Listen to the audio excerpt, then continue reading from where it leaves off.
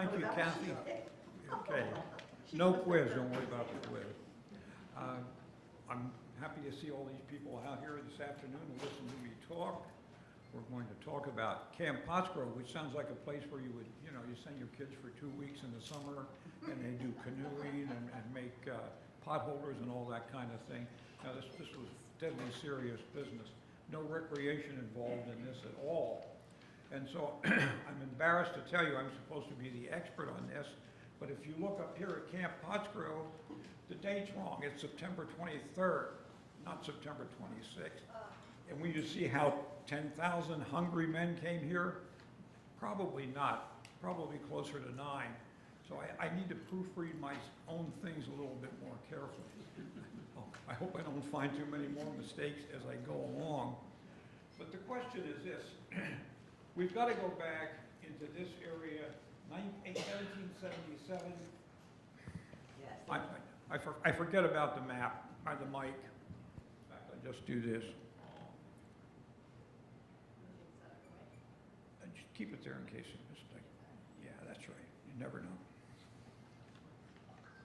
This area, there was no Montgomery County, in fact, in 1777. We were all part of Philadelphia County. We wouldn't be told after the American Revolution till Montgomery County is actually created. But this area, which most of it was also part of New Hanover Township, not very many people lived out here. New Hanover Township at the time was 25.5 square miles. That's a lot of people for a lot of area. I'd say maybe roughly 1,000 people lived here at the time, if everybody was home. So you get an idea, like it's very sparsely settled, very sparsely settled. All right, so the population of Frederick Township at that time was 18.5 square miles, and we probably had 500 people in Frederick. It hadn't divided yet. There's no lower and upper Frederick, it's all Frederick.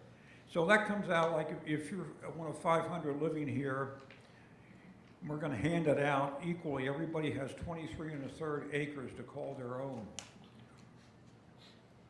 People were all farmers. There are no towns, villages. There were some stores, some inns, that sort of thing. And this was subsistence farming. Families made everything necessary for their existence, their food and clothing. Those who were born and raised here, unless they had traveled to Philadelphia, had never been in a group of more than maybe 100 to 200 people their entire lives. So consider these circumstances. Imagine the shock in store for them on September 23rd, when the Continental Army, with about 9,000 men and hundreds of draft animals, desperately in need of food, clothing, and medical care, marched into their townships, set up camp, and stayed for 3 days. What was the chain of events? How did this happen? I always like to, there's always a backstory to these things. How did they come into a remote area like that? Well, by the late summer of 1777, we're fighting the Revolutionary War now, and if you're watching Ken Burns, you probably are tuned into some of these events. But by the summer of 1777, the war has entered its 3rd year. It's been going on since April of 75. So the British at this point had to evacuate Boston, but they came back and they captured New York City, and they chased Washington and his army out of New York, out of New Jersey, and back into Pennsylvania. So now we're coming into the campaigning into the fall of 1777. And what are the British going to do next? That's the whole thing we have to figure out. So this is up to William Howe, General William Howe, who at the time is the commander-in-chief of the British Army in North America, with his headquarters in New York City. So Howe set his objective as the capture of Philadelphia. What was the nervous, it's our capital. The colony in rebellion, but we have our Declaration of Independence. And it's the 2nd largest city in the British Empire at this time, with over 40,000. So that's what he wants to have. That's why he's going to take this thing. Let me move along here.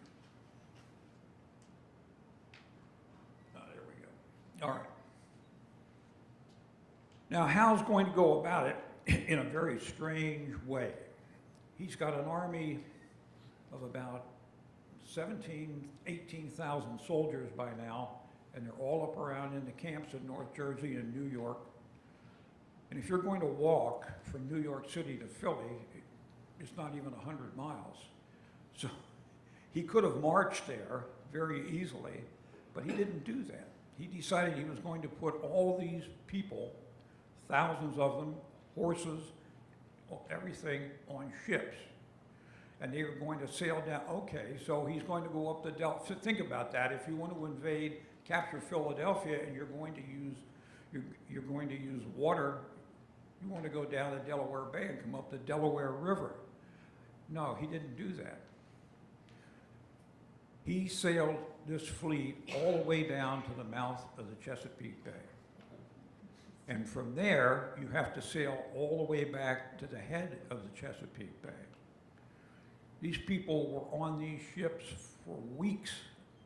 They're sailing ships, you know. You're not going to move very much unless you have wind driving the sails. So some days they don't make much progress. It's tough on board there. The soldiers have lost their land legs, the horses aren't happy, so on and so forth. Eventually, he gets up to around Elton, Maryland, and he unloads the whole army. So the next move is you're going to move on Philadelphia. Now, Philadelphia's over here. You're way over to the west, but he's going to do it that way. So eventually, he's going to march his army up into Chester County, and they're going to fight a battle on September 11th, a battle of Brandywine, down around, well, you know where Brandywine is down there. So he's coming this way. George Washington, what's his job? He has to stop Howe from capturing Philadelphia. So he's going to have to keep his army, which is about 11,000 men at this point, he's going to have to keep his army between Howe over here to the west and Philadelphia to the east. So the first step in this procedure is the Battle of Brandywine, fought on September 11th. By the way, it's the largest set battle in the entire war. You won't find a bigger one during the entire Revolutionary War. And it's right out here, Brandywine, not far from Longwood Gardens. The outcome of this battle was that the Americans lost. And they retreat. They go back to Chester. And from Chester, they go back and they recross the Schuylkill River, and they move up on the Philadelphia side of the river, but Washington doesn't stop there. He recrosses. He's going to recross the river again. And by the way, when you think about it, you want to cross the river now, is that in 1777, on that entire river, there was not one bridge. The only way you were going to get across that river was you're going to have to walk across it, you're going to get wet. That's it. So there were certain spots where they could cross that had already been identified, where the water never got too deep, and they were called fords. So Washington is going to come back out into Chester County, and Howe has got his army, and he's moving east. Washington's in Chester County, and they're attempting to stop. This is going to lead to another confrontation called the Battle of the Clouds, which was coming on September the 16th. The only battle I've ever heard of that was called off because of rain. Yeah, true. Here we are, it's September, and we're here up here in the mid-Atlantic states. It's also what? Hurricane season. Hurricane season. The two armies are lined up to go at it. In fact, the British, now augmented by German mercenary troops, mostly Hessians, are advancing on the Americans. And it got so bad that they couldn't move. One of the Hessian officers wrote that we were in mud above our boots. So they stopped. And it's just as well they did for the Americans, because our cartridge boxes were so poorly made that every last bullet, every last artillery shell in Washington's army was soaked by the rain, and they couldn't fire. They would have to yell bang or throw a bayonet at them or something like that. So Washington luckily was able to extricate his troops. That would have not been good for us. It might have been over right there. And he needs to replenish his ammunition. He's going to do that. To do that, he's going to have to march all the way to the west back into Chester County, out to around Reading Forge, where this stuff is all available. I think Dave Wynn was telling me that one of his ancestor Wynns actually had a farm close to Reading Furnace. Right adjacent. There you go. So he got visited. At this point, let's move on here.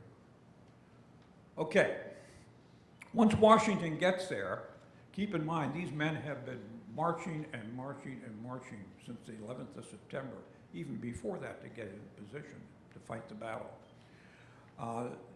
The Continental Army supply system is very poor, very inefficient in terms of food, in terms of clothing.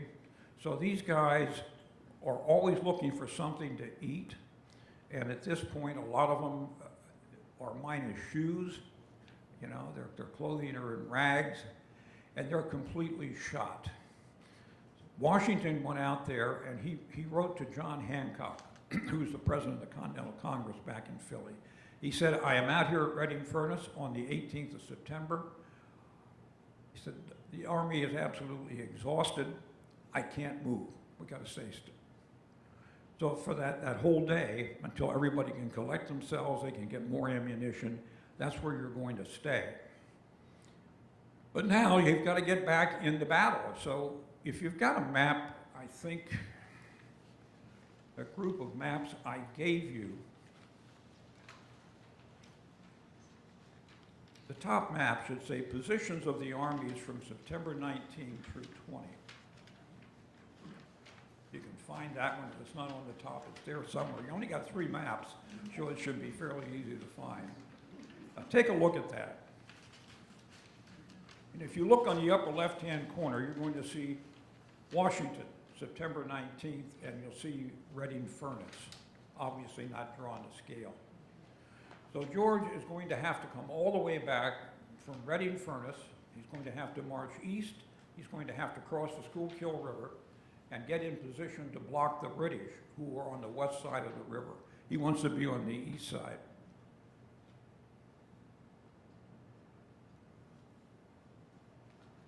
So here they come.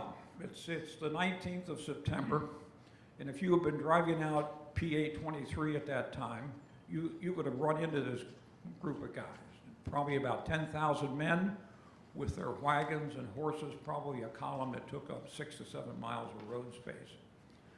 They're going to march all the way through there, go by Owen J. Roberts High School. They're going to go by Brownback's Church, and they'll come down off the ridge. And they're going to cross the river at a place called Parker's Ford. I think we all know where Parker's Ford is. I mean, it's out there on 724. There's a stoplight there now. You take the road, goes across the bridge, and you get into Linfield. That situation was entirely different at that time. 724 is a figment, is the creation of modern society. That was put out there in 1920s to straighten the road out. The original road, as roads were in those days, just wound all over the place, like this. And the thing about this, and you might have done this, I don't know, but it's like the Twilight Zone. You're going into an area, it's like you've stepped back into time, because if you take that traffic light there, and instead of going straight across to Linfield, if you take your first right, that will put you on Old Schuylkill Road. And to drive down that road, since development never got back there, fortunately, they took the road out here, you'll see nothing but 19th and 18th century houses. It's really something. I'll never forget the first time I did it. So the first place they're going to stop, this is Edward Parker's Tavern on Old Schuylkill Road. Now, it didn't look that bad in 1777, but Edward Parker was a very prosperous businessman for his time. That tavern had been there for about 30 years, and he was in the transportation business. So what happened was that, as we found out, some of Washington's officers had to stop in at Parker's Ford to get a little refreshment, a little stimulation. It's still there. It hasn't fallen down to the best of my knowledge. So what's happening here? I'll do this, try and do this quickly. They're coming across Linfield. Oh yeah, I forgot about this part. This is another thing. Remember that big rain that stopped the battle on the 16th? What do you think it did to the Schuylkill River? Exactly. It was booming. It was booming. Now, we're up to the 19th, so it's on its way down, but it still can't be a lot of fun. And these guys, the temperature it's a little on the chilly side, winds are blowing, and these men are going to have to ford the river there at Parker's Ford. That means they're going to get wet, and the river's high, so they're going to come out of that water, some of them wet, maybe like up to here. And it's not the middle of August, we're getting into the late September. Some of the men actually sat down and they took off, if they had shoes, they took off their shoes and they took off their pants. And they rolled them up so they'd stay dry. But it was still treacherous. One officer in a Delaware regiment recounted how his men, we linked arms, he said. We're getting like groups of 4 or 5, hold on to each other as we came across the ford. So they eventually got over the ford. And you know, if you've got 10,000 men and some wagons and some artillery, you're not going to cross that ford. It's going to take hours until everybody gets across. Linfield Road, George Washington stopped at this house. Mordecai Evans' house, it's still there. Now the way the road is, they haven't changed the road so much as they've raised it up like this. So when you're driving into Linfield, you look down to your left, there's Mordecai Evans' house, built in like 1720. George Washington stopped there, and while he's in Mordecai Evans' house, he's actually writing another letter to John Hancock in Philadelphia, telling him what they're doing. This is the way it looked in 1720. The people that owned this house for decades and decades were dedicated to keeping this thing the way it was supposed to be. So, I mean, there's this big fireplace, very big. Grandma get a little cold in the evening, you could put a little chair in there, she could sit in there and stay nice and warm. George Washington is in there. And I think we've all driven now, the routes are fascinating. Which way did they go? So right now, if you're coming up, you know, where 422 is, and you've got the Limerick exit and all that sort of thing to get on there. If you go just a shade by that, you're going to see a sign that says Limerick Trap Road. So here come these thousands and thousands of men, and which way are they going to go? Well, they want to get downstream, so they're going to take the Limerick Trap Road. Well, if you drive that road today, you are literally driving in the same road that these thousands and thousands of Continental soldiers marched in on the 19th of September. There's an old story about there was a sailor family that had a farm back there about halfway between, this is where it comes out, by the way, on Bridge Pike. A gigantic white oak tree was there. And the way they tell that, you know, you don't know if these stories are true or not, but they love to tell them. So the sailor that was farming there at the time and George Washington had a nice conversation right there where this oak is. And up till about 20 years ago, that oak was still there. PennDOT cut it down because they thought it was like restricting the roadway. So the white oak is gone, the sailor's gone, Washington's gone, but the road's still there. Now, when they come out here, they're going to turn right, and they're going to head, because they want to be going downstream. They're going to cross, they're going to go down through Trap. There was no Collegeville at the time. And they're going to actually have to ford the Perkiomen Creek now. And again, they have to get wet again. They're going to go that far.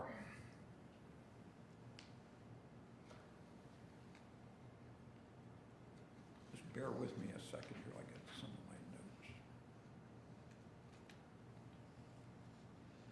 Fortunately, let me move on.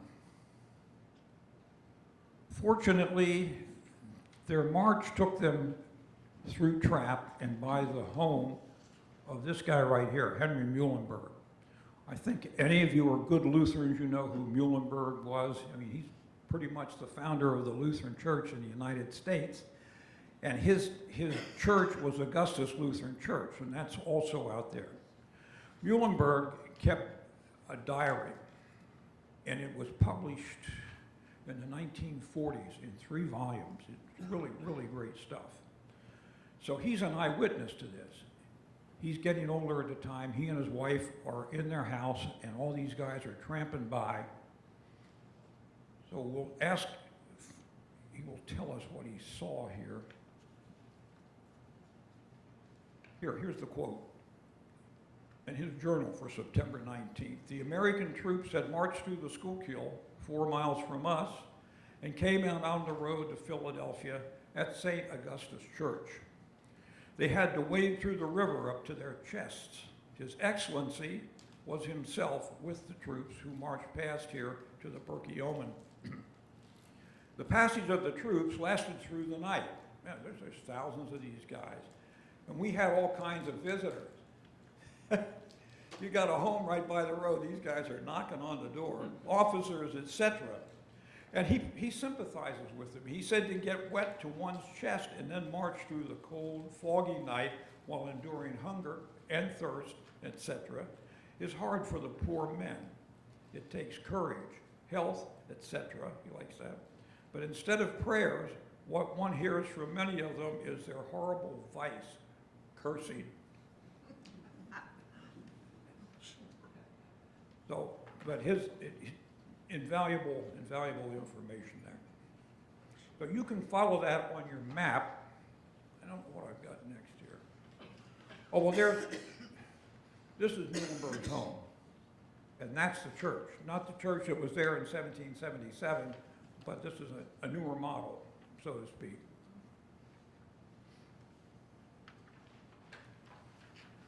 So George Washington is pushing to get his men into position. And again, if you look at the map, it's a matter of the Schuylkill River. If you're George Washington, the Schuylkill River is your friend. It's another substantial barrier to the English and Germans who would like to move on Philly. So when he puts his men in line, they're going to be covering a bunch of fords on the river. As I said before, there's no bridges. You can cross the river at 4 different fords. Here's where French Creek, close to Phoenixville, this is where it drains into the into the Schuylkill. We have Long Ford here, there's another ford, Richardson's Ford. And notice it would be nice if this river was straight, wouldn't it? And you wouldn't have to cover as much. But as it is, he's got all these things. He's going to cover this ground from Gordon's Ford all the way down to Swedes Ford, which is present-day Norristown. So he has this army, and they're going to spread them out. He's got about 9,000 guys, and they're going to be spread out to cover all these fords. It's going to be a distance of about 9 miles. In the meantime, the British are very, very close. If you remember where the Valley Forge Music Fair was, to different township, that's pretty much where the entire British Army was at the time. So it doesn't take long for them to get there. And what Howe does is he's going to start moving them. They're going to come down. If you go to Valley Forge today, are you familiar with Gulf Road at Valley Forge, where it comes down into 23? Great big, like that, all right? They're going to come over the hill, they're going to come down and down into the valley on Gulf Road, and they're going to spread out and take up the positions. And then the 2 guys are going to be sitting there looking at each other, like, what do we do now?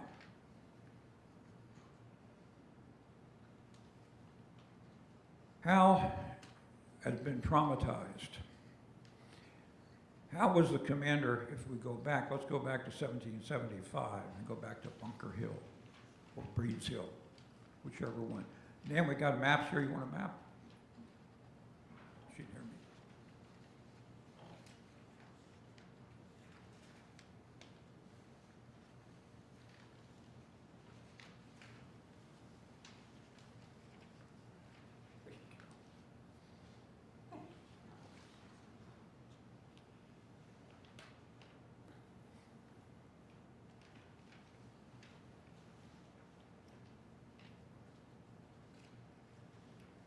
So the British are in Boston. I'm going back here about 2 years. The British are stuck in Boston. They're surrounded. Boston at this point is basically an island. There's only one road in and one road out. And the hills surrounding Boston are ringed with tens of thousands of basically what are New England militiamen. Howe is going to make an attempt to dislodge them from Bunker Hill and Breed's Hill. But the New Englanders are too smart for them. They're digging entrenchments. They're dug in.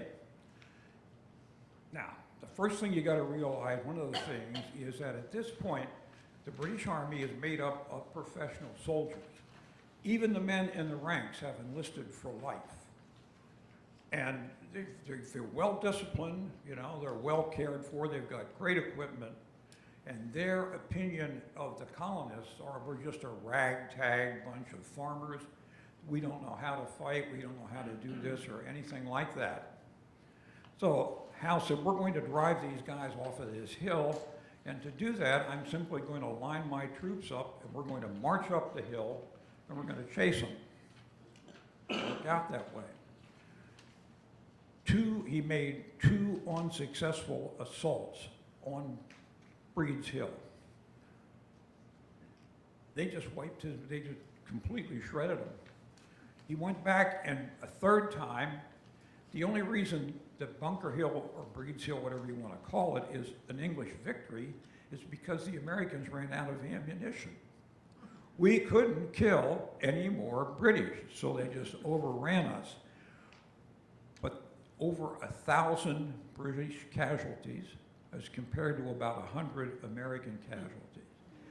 And Howe was in charge of that. He was the engineer of this whole thing. So he knows better now. He's been, that traumatized him. He's done with frontal attacks. What he's been able to do up to this point is he's been able to work his way around Washington very easily by flanking him. Going to flank him out of position. It works every time up to this point. And this is what he's going to resort to here. He needs to get across the river. George Washington is over here. They're not going to try and force a crossing into the teeth of all these weapons. So what he does is he starts a diversion, and you can see it on the map there. And it's over here too. These British troops and Hessian troops, he's going to start extending his left flank, going upstream. When he does that, Washington's going to have to react to that because he cannot afford to have the British way over here on his flank. Now the other problem is, and we talked about how Washington is committed to defending Philadelphia. You can't let the enemy have our national capital. Well, guess what? There's a place that's probably more important than Philadelphia, and that's Reading. Why is Reading more important than Philly? Because that's where a lot of these, it's a big supply base. Manufacturers, things are manufactured up there that we have to have. So if you're, you know, if I'm George Washington and I'm sitting here looking at these British, and all of a sudden they start going this way. Here's a good example. I'd say, if you played basketball when you were a kid, you know, and you're a defending, and this guy has the ball, and he fakes you out. So you go this way, and he goes around you in that way and scores a basket. This is what Howe is going to do to Washington. He moves these guys, he starts moving troops up towards what would now be Phoenixville. And George Washington is aware, I can't let him get up here because it's absolutely essential. So he begins to pull his army back from the fords. He pulls them back. And then Howe puts the ultimate move on him. He actually has some Hessians up around Phoenixville start to cross the river. And with that, Washington is totally convinced that that's what Howe intends to do. He said, I can't let that happen. So everybody's back, and he's going to turn around, and he's going to march back up the way they came in on the 19th. As soon as they do that, what happens here? All these fords are uncovered. Howe can send his troops across and not have anybody even bother him. So they're going to cross. They're going to cross on the night of the 22nd. And it's really neat. They don't do this in the daytime. They did it at the nighttime, the moon shining bright. And they're crossing at a couple of different fords. Fatlands Ford, which is down, if you've been to Valley Forge and you know where the chapel is, if you look straight down, it's especially in the wintertime when the leaves are off the trees, if you look straight down the hill towards the river, you can see a little bit of the road trace, and that was Fatlands Ford. And so he's going to use Fatlands Ford, he's going to use 2 more fords, and they're going to go across the river, and guess what, George? You got faked out again. You got faked out again. So what does George do? He's going to move on up. All right, we looked at that. And we go right by that. I have to put this one up here. You might have never have seen this. It's been there since 1910. It's in Phoenixville. It's right where Bridge Street meets, what would that be, 23. They put this up 1910, the farthest inland point reached in the British invasion of the northern colonies during the Revolutionary War. Erected by the borough of Phoenixville, dedicated by, and the grass is in the way, I can't read it, Sons of America. For years, folks, you know, if you know that area down there, there's like a traffic island, and you come in there. So if you wanted to take a picture of this thing, you had to run across the street. Hopefully no cars were coming. Take a picture of it. Right? The last couple of years, they moved it. They moved it over to the side now, so no one to examine this thing has to risk life and limb by running across. What did I just do? Help. Oh, there we go. I knew I didn't. I've got this thing, I don't know what I'm doing. So, actually, there it is. It's been there since 1910. We probably all driven by it like for years and years and years, didn't even know it was there. But there it is. So, here we go. We're finally getting to Camp Pottsgrove. George Washington has his troops on the march, and they're going on what we would now call Ridge Pike, which is pretty much the same road that it was in 1777. When they get to the intersection with Swamp Pike, which now been changed, there's a traffic, okay. They're going to turn. They're going to turn onto Swamp Pike, and they're going to march out Swamp Pike coming towards us. They're going to go into camp here.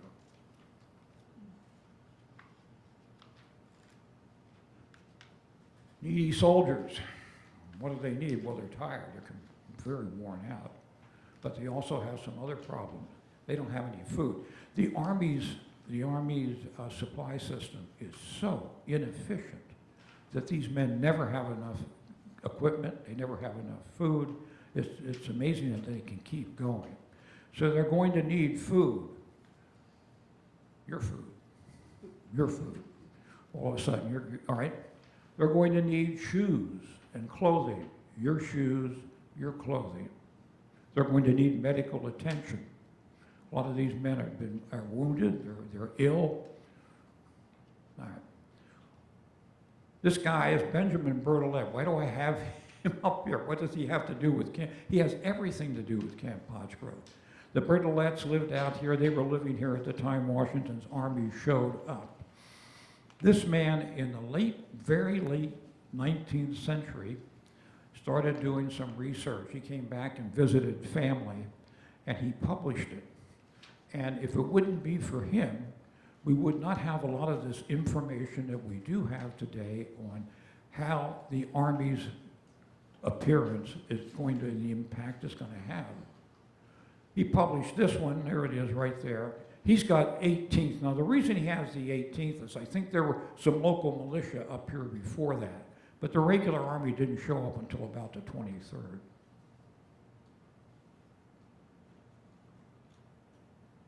Okay, let's go back. I'm dead doing this thing. All right. We're on Swamp Pike here with the intersection of Faust Road. You know, if you come up to Fagley'sville and turn left, Next road you hit is Faust, and there's this monument. I don't think anybody has ever stopped to read that. There it is. Camp Pottsgrove. General Washington's Continental Army occupied this and adjoining farms from September 18th to September 26th. The outposts were at Washington Hill in Pottstown, Jackson Hill near Saratoga, the Swamp Door east of Fagleyville, Washington's headquarters, so on and so on and so forth.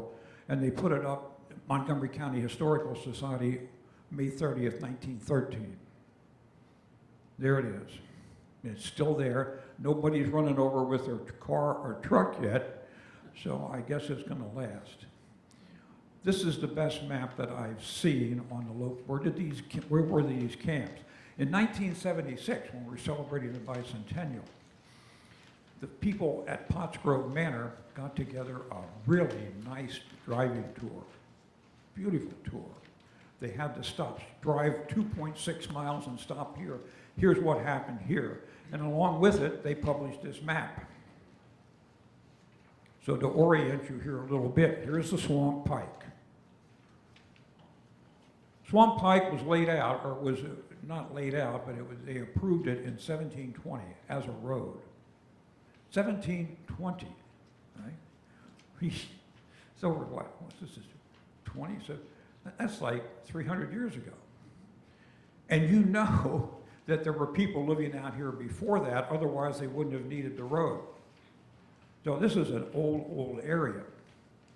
They're going to be on the swamp from about in this area out here around Romick Road. They've got, let me see. That's number 1, 2, 3, 4, 5, 6, so on and so forth. I had my copy of this for like years and years and years and years. I lost it. I never lose anything like this. My wife complains all constantly about the things that I should throw away and I don't, and I can't find it. I thought, okay, they've got to have it in the library down here at Pottsgrove headquarters. I went down there. They had no idea what I was talking about. Huh? We don't have that. It should have been in their files, but they don't have it. Fortunately, I found this map. I had the photocopy of the map. I gave that to them. I know I'll find it eventually. Maybe after I'm dead, people will be going through I don't know, but it's gone. But at any rate, number 1, I don't know how well you know Lower Pottsgrove, but it's number 1 camp. If you come off of High Street and you're following Pleasant View Road north towards Fagleyville, you notice how it doesn't show it, but the road does, one of these, as you're going up the mountain, going up the ridge. The Saylor family owned a farm here for years, and right behind them, there's Bleam Road. And if you're traveling Bleam Road east to west and you look up to the north, what do you see? Very high. Washington has guys up there. If the British, believe it or not, in 1777, had they been moving up the river, they would have been able to spot them. But these camps are pretty much going to be on the ridges. And that's the same with, they've got 2 camps here, just outside of Fagleyville, another in this area here, and Romick Road, which leads down to Bleam Road. Again, that's all high ground. This one, I have it up here. You don't have a copy of this. This is the map that Bertollet made, 1718. It's too hard to follow. But obviously these little things, these are camps. So I mean, this is Swamp Pike. There's a Swamp Reformed Church, so on and so forth. Here's Swamp Creek, Prospect Hill, yada, yada, yada. I should maybe have handed one out, but it's just too confusing. All right, here we are on Bleam Road. And I'm looking back here, You can see you're on high ground. There are so many, believe it or not, there are more trees here in 2025 than there were in 1777. You said, well, you can't see. Well, you could then. And this is not the highest ground, but that's where the one camp was. See this? This is the Herb House. Back there's Jim Herb. Many thanks to Jim, because he shared a family genealogy with me that helped me to get a fix on this thing. Now, this is not the original house. This is 1876. But the original Herb House was there. So when Washington and his boys show up, these people are going to be visited by soldiers looking for stuff to eat. If you want to take basketball lessons now, they have, this guy has a basketball camp. You see the sign up, basketball lessons. There's another, I don't even know where this, oh, I know what this is. This is looking up the ridge from the other side. This is the Sailor Farm here. They haven't farmed this for years and years now. When they used to farm it in the 19th century, every once in a while they'd plow up a cannonball or some ammunition. So you know they were in there. We'll go back to Swamp Pike. Everybody's familiar with this. This is part of John Fagley's farm, Fagleysville. It wasn't there at the time, but no, it was built 1777 on the north side of Swamp Pike, just east of what became Fagleysville. Now here you can't see much of it. This hill on the upper right, believe it or not, is the highest elevation in Montgomery County. Here you're standing on Swamp Pike looking south up New Hanover Square Road.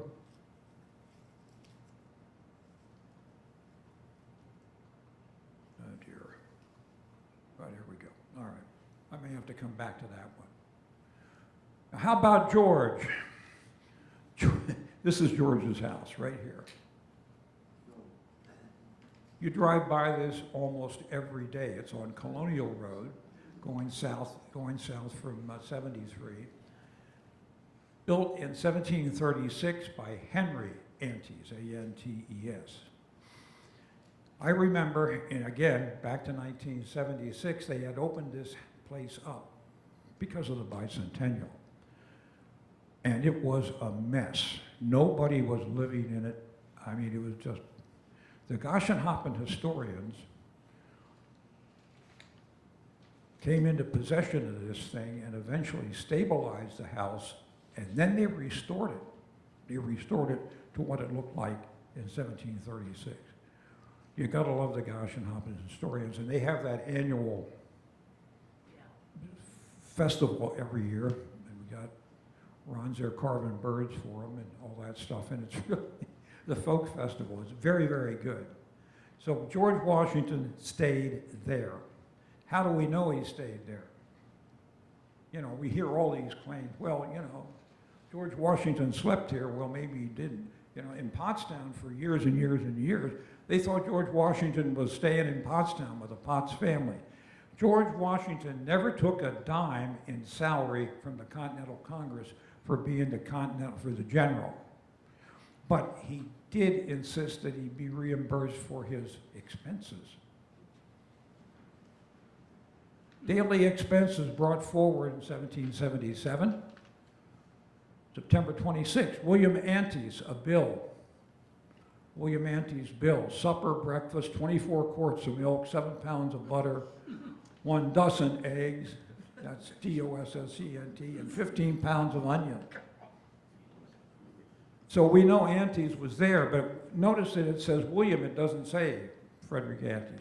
What's that all about? Well, William was Frederick's brother, and William actually had an inn. You know where the golf course is now, right off of Swamp Pike? He had an inn up there, a big 2-story log affair with 4 or 5 fireplaces, yada, yada, yada. But Washington did not stay there. He stayed with Antes. Why did he stay with Antes? He knew Antes. Antes was a commander in the Philadelphia County Militia. He also was in the assembly that voted for independence. He also signed a bill to release $200,000 in currency. That's great. He was an ardent patriot. The only problem was he was a justice of the peace in Philadelphia County. He was an officer of the crown.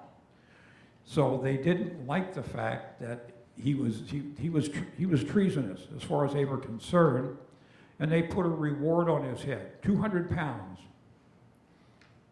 Okay, so that's tempting. Even if you're not a loyalist, if you're a bounty hunter looking for 200 pounds, all you have to do is catch this guy. Well, they never did. But by 1779, the situation became so hot around here that he left.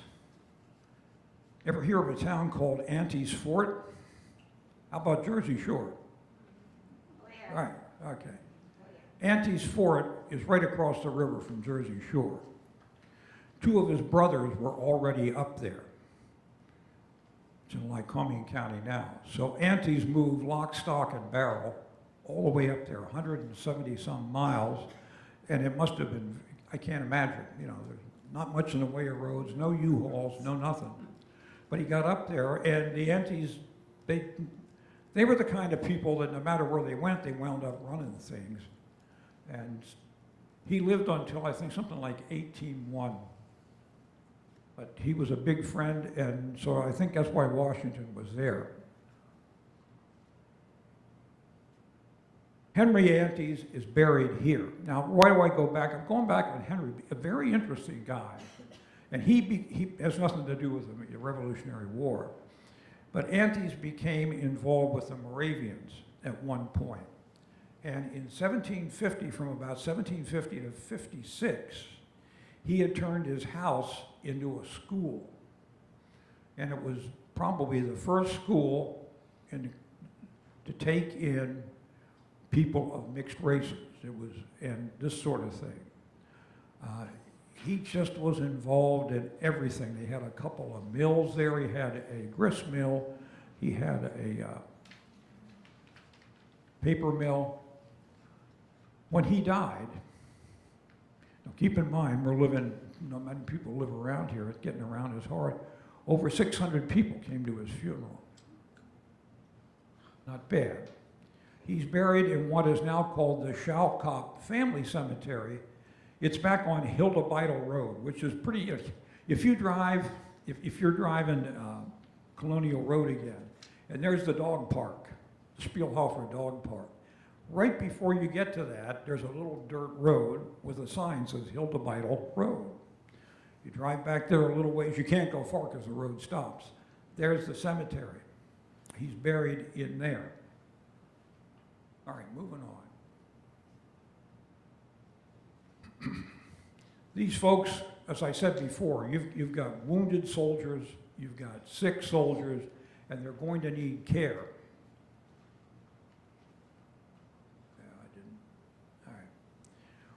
What better place to double as a hospital than a church? Faulkner Swamp, UCC, was founded in 1725, definitely there at the time.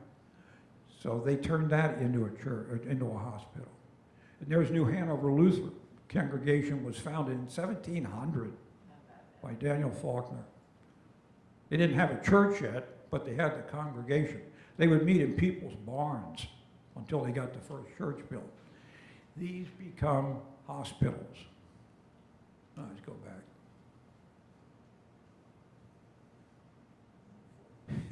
You've passed this house, so you probably don't know anything about it, but it's a nice looking place.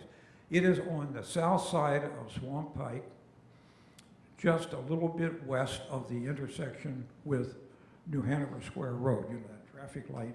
As you start up the hill, you'll see this house over on your left. That house was owned by a fan by the name of Andreas Schmidt, good Pennsylvania Dutchman. Schmidt owned 450 acres, pretty prosperous guy. And also, he had turned the front part of his house into an inn. So you could stop, travelers could stop there. They took that over, and there was this big table, big round table, and the surgeon moved in there, and that became their operating table. And they bring these poor guys in, and off with his leg or off with his arm, no anesthesia. And they took all those things out, and they're buried on the property.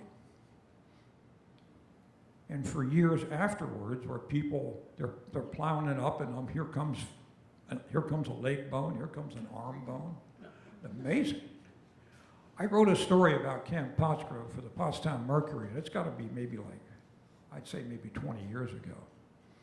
And it was a nice sunny afternoon, and I was feeling pretty confident, so I parked in their driveway, and I knocked on the door. I wanted a nice lady of the house, and we had this conversation, and we're talking about this, and I had to ask her, keep in mind, I said, all the things that happened here.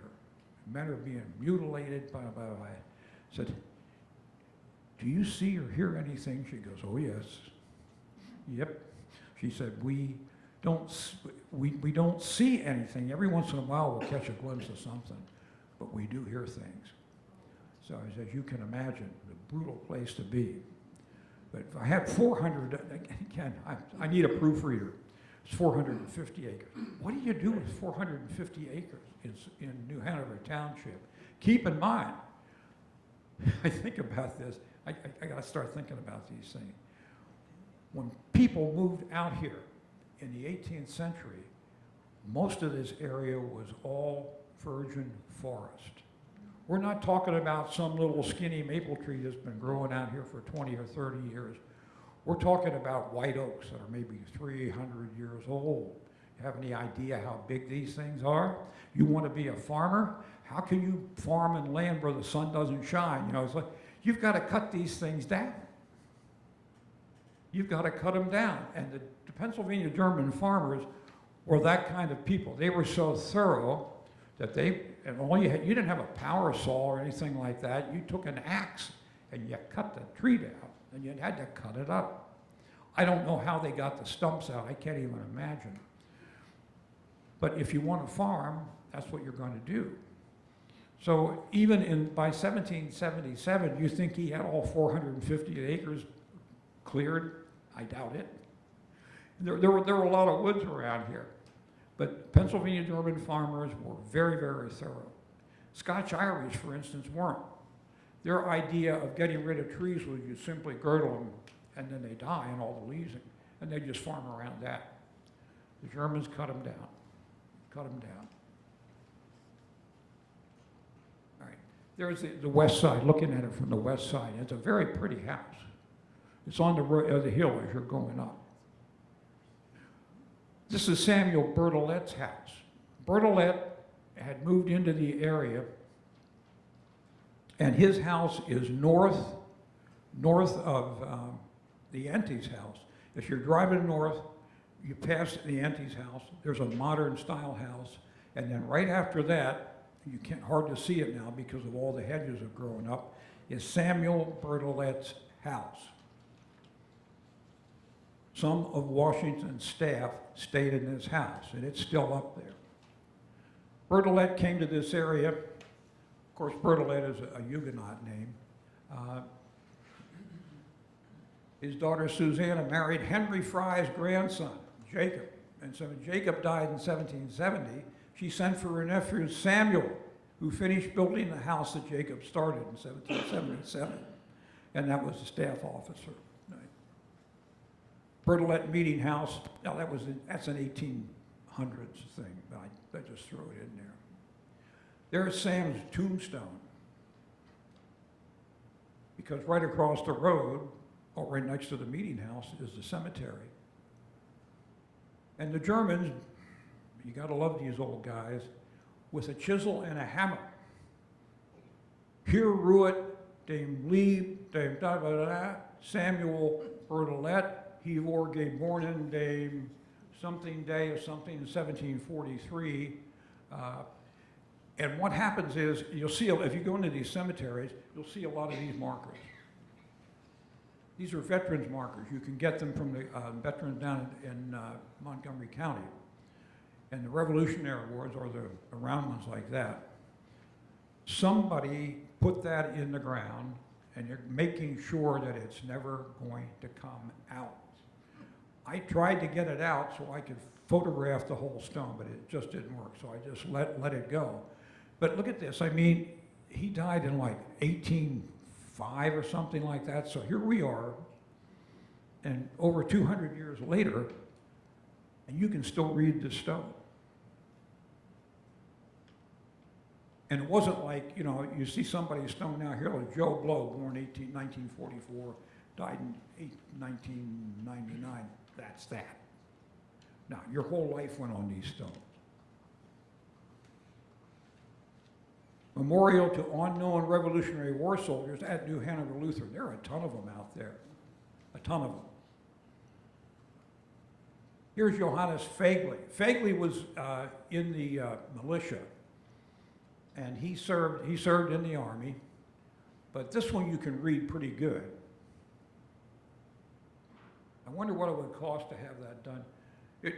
Johannes Fagley, he was born the 6th of January, 1752, and then he married Anna Maria Linsenbigler on the 2nd of December, 1777, lived with her in marriage 56 years, something in 28 days, and he died the 30th of November, 1834. Telling you exactly what his age was in months, or years, months, and days. A lot of times they'll tell you how many children they had. And not just how many children, but how many were girls, how many were boys.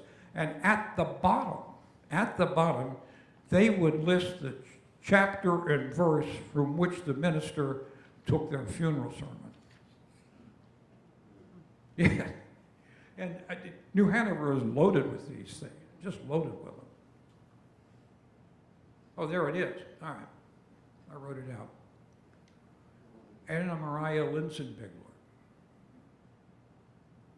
They're married for 56 years. So what we got to look at now is I'm trying to look at the impact that this whole thing had on the civilians, because there's no way are you going to be able to deal with this stuff.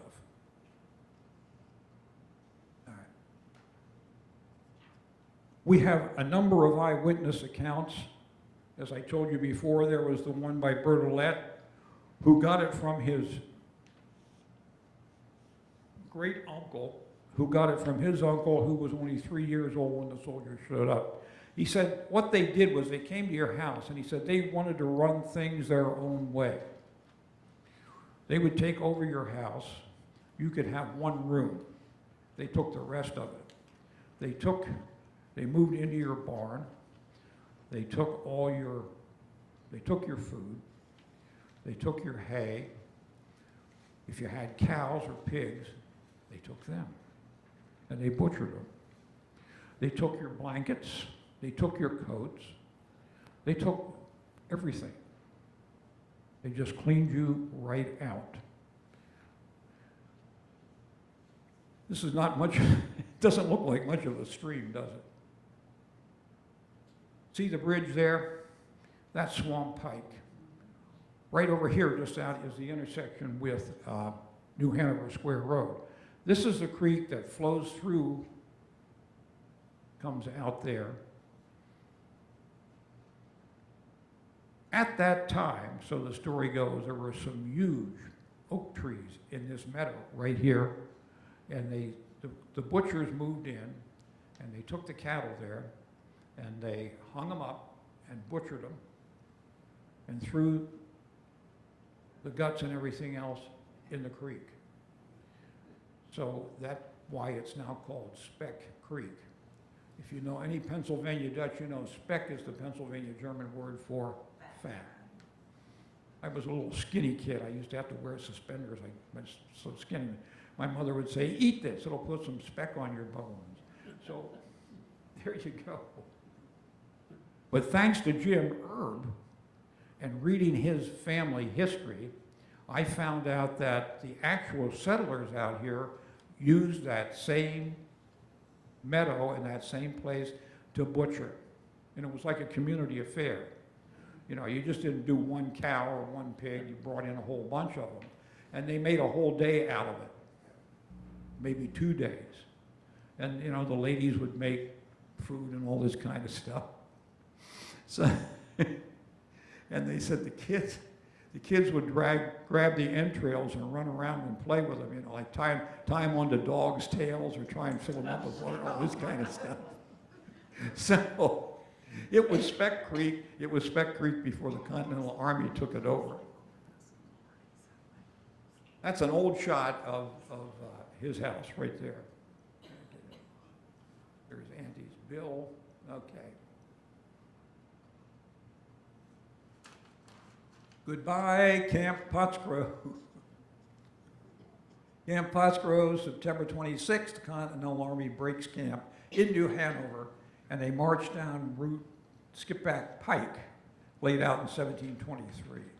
We know it today as Route 73, and they're going to go no further than Pennypacker's farm and mansion, which is just actually this side of Schwenksville.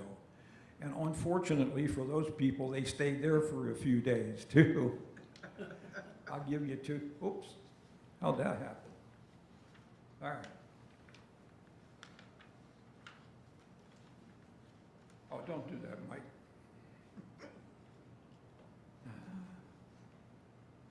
Getting too old for this stuff. I need my grandson here to run my stuff for me. See if I can find this quote. No, can't find it. Oh, American. Okay, here's one. Now again, this is the recollections of a girl by the name of Maria Keeley. She lived in that area. She was 13 years old when the soldiers showed up. She remembered how the Army came to their place. She remembered seeing George Washington and General Muhlenberg's marquee tents, and recollected how the soldiers scared her and her 6-year-old brother when they were gathering their horses. This was Friday, September 26th. She said about 3 o'clock, Washington and all the generals and the whole army came from Pottsgrove. I remember very well that my brother Solomon, went to fetch the horses in the very field that this house, which is Isaac Grimley's house, stood. The soldiers came on us right at once, me and Saul. We had just catched the horses. Saul was afraid. He was quite young, but the horse he rode was quite old and tame. But Saul was so afraid that he started to cry. Soldiers came up to us. They were officers, and they said, "Don't cry, Saul. We won't hurt you." And they lifted me and Saul on the horses, and we started off. She told us to her grandson, Solomon K. Grimley, in 1846, recopied in 1879 in the Goshenhoppen Historian newsletter in 2017. Samuel Pennypacker. I think you've all seen the Pennypacker house at one point. That's huge. It's a big mansion. But if you stand there and look at it, in 1777, it was just the right side that existed. George Washington stayed there. What does Samuel Pennypacker have to say about this? On the 26th day of September, 1777, an army of 30,000 men, encamped in Skipback Township. They burned all the fences, carried away all the fodder, hay, oats, and wheats, and took their departure on the 8th day of October, 1777. He put this in his family Bible. Written for those who come after me by Samuel Pennypacker. So they didn't leave any fond memories behind them. But they were moving. What's happened at this point? Philadelphia has been captured. The English were on that side of the river. They moved down to Germantown. On the 26th of September, about 5,000 soldiers from the British Army under Lord Cornwallis will march right into Philadelphia, take it over. They're going to stay there until June of 1778.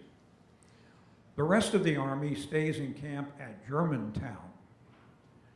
Now, the thing that people seem to forget about George Washington is he was extremely aggressive. Remember Trenton on Christmas night, followed up by the attack in Princeton. This guy was very, very reserved in his demeanor, but inside it was like Robert E. Lee, extremely aggressive, and he wanted to attack.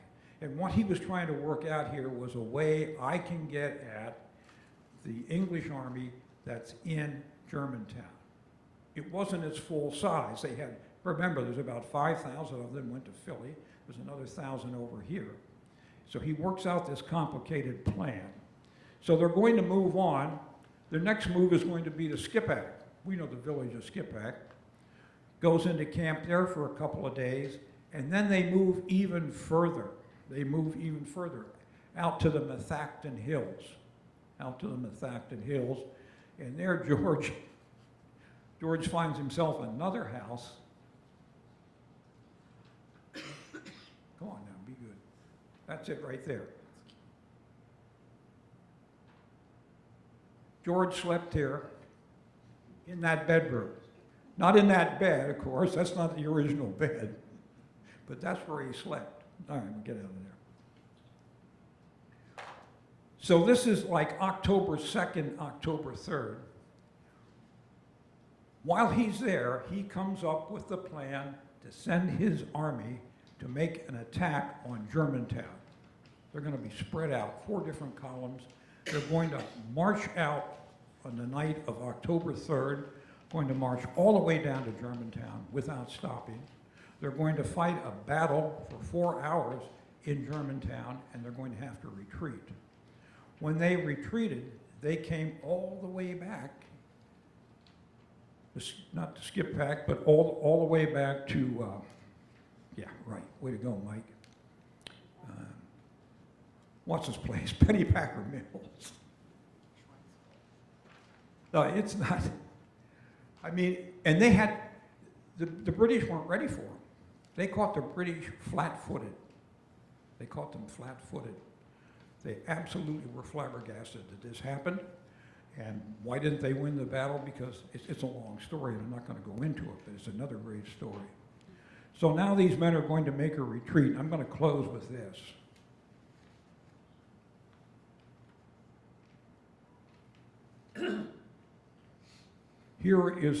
There's a guy by the name of James McMichael from Lancaster, who was a lieutenant in the Pennsylvania line. And he's another one of these guys that kept a journal, and it's been published. It's very, very good. He was involved in this battle.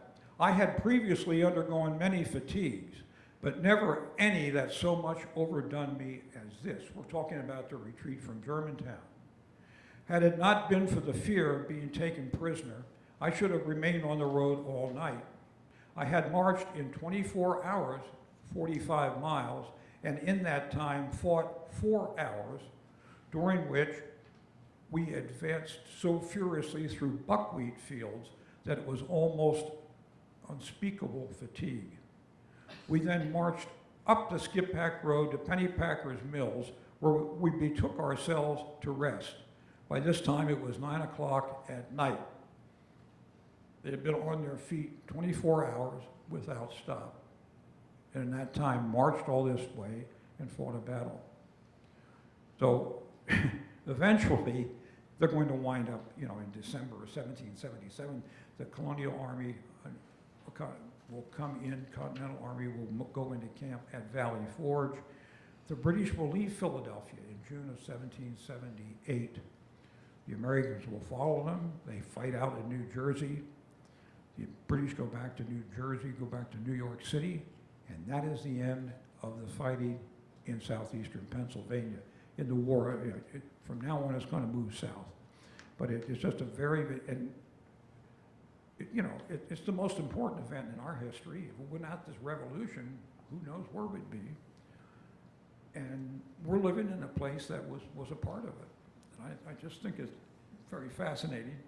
And I'm very happy, very grateful to you folks for coming out here this afternoon. Listen to me talk. If you have any questions, I'll be glad. Yes, ma'am? Would you repeat the name of the man that you just quoted from his diary? I didn't hear it. Let me get it closer here. I'm too cheap to buy a hearing aid, so let's run that. The man that you just quoted from his dial, Oh, that's James McMichael. James McMichael. Thank McMichael, you. right. That's online, by the way. You can find it if you search for it. Is camp number 4, is that the Meadows? William Road in 73. Yeah. Yes, there you go. So we're right, we can take our shovels and start digging out there. Yeah, absolutely Go could. for it. Absolutely could. Might find bones. Yeah. Yeah, anybody else have any questions at all? All right. Mike, I know people are aware of it, but PBS right now is running a 12-hour series, and tonight is segment 4, and it's probably gonna be in this area. It's well done. Yeah. Ken Burns is Ken doing it. Burns, right. It's on from 8 to 10 o'clock, and if you missed any of it, you can always go back and see the 6 segments. I already caught him in one mistake. When they signed the Declaration of Independence, and the word got back to all the colonies, when it hit New York, of course, New Yorkers being rowdy, as they are now back then, and there's a big celebration. It's Manhattan, it's much, much smaller than it is now. Down somewhere in the lower end of the city, they had put up a huge monument, equestrian monument to King George II. George II was the king when the 7 Years' War was settled. So he was a big hero because he got rid of the French. All right.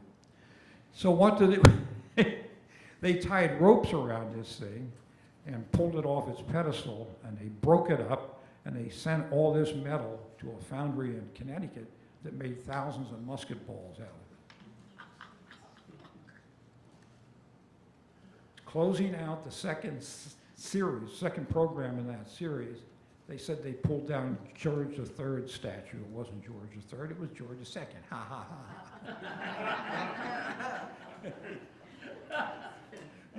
You can't make these things without making some mistakes. Look what I did. I mean, I had the wrong dates and the wrong, so it's simply impossible. I thought, no, that's not right. So, okay, yeah, and it is good. It's typical Ken Burns, very, very well done. They've got some really good talking heads on there. Guys like Rick Atkinson, Gordon Wood. Yeah, it's very good. So, thanks. Thank you.